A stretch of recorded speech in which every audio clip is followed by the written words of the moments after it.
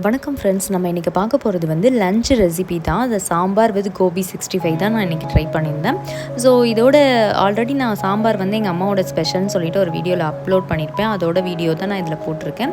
So சாம்பாரை வந்து நம்ம சட்டியில் வேக வச்சு எடுத்துக்கலாம். ஸோ சட்டியில் வச்சு வேக வைக்கும்போது அது வந்து ரொம்ப டேஸ்டியாக இருக்கும். குக்கரில் விட இந்த சட்டியில் ஒரு தடவை எல்லோரும் ட்ரை பண்ணி பாருங்கள், நல்லாயிருக்கும்.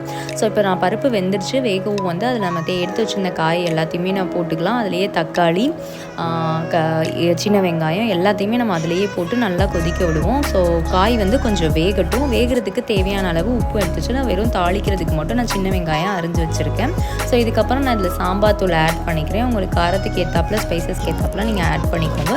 ஸோ இந்த ராஸ்மல் போகிற வரைக்கும் கொதிக்கட்டும். இதுக்கு இடையிலேயே நான் கோபி 65 ரெடி பண்ணுறதுக்கு ரெடி பண்ணிக்கிறேன். இதில் கோபி 65 பவுடரு, கார்ன்ஃப்ளவர் மாவு, அரிசி மாவு, இஞ்சி பூண்டு பேஸ்ட்டு, தென் தேவையான அளவு உப்பு போட்டு நம்ம ட்ரைன் பண்ணி வச்சுருந்த அந்த கோபியை இதில் நல்லா மேரினேட் பண்ணி ஒரு 15 மினிட்ஸ் ஊற விடுவோம். ஸோ இது 15 மினிட்ஸ் ஊறட்டும்.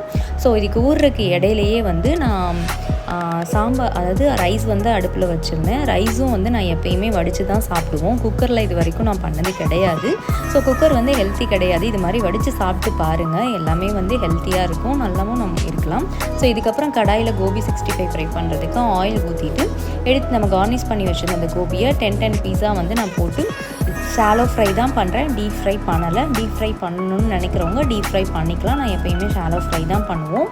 ஸோ ஷாலோ ஃப்ரை பண்ணி எடுத்து வச்சுக்கிறேன். இப்போ சாம்பார் தாளிக்கிறதுக்கு வந்து நான் கடாயில் வந்து ஆயில் ஊற்றிட்டு கடுகு, கருவேப்பிலை, எடுத்து வச்சுருந்த சின்ன வெங்காயத்தை நல்லா ஃப்ரை பண்ணி அதுக்கப்புறம் இதை நம்ம சாம்பாரில் வந்து ஃப்ரை பண்ணதை நல்லா ஆட் பண்ணிக்கலாம். இதுக்கப்புறம் கோபி 65ம் ரெடி ஆயிடுச்சு. சாம்பாருக்கு வந்து தேவையான பெருங்காயத்தூள் ஆட் பண்ணிக்கலாம். கொஞ்சோண்டு வந்து புளி ஊற்றிக்கோங்க. அந்த வீடியோ ஸ்கிப் ஆயிடுச்சு. இதுக்கப்புறம் சுட சுட சாதத்தோட சாம்பார் ஊற்றி கோபி 65 மாம்பழம் வச்சு சாப்பிட்டு பாருங்கள்.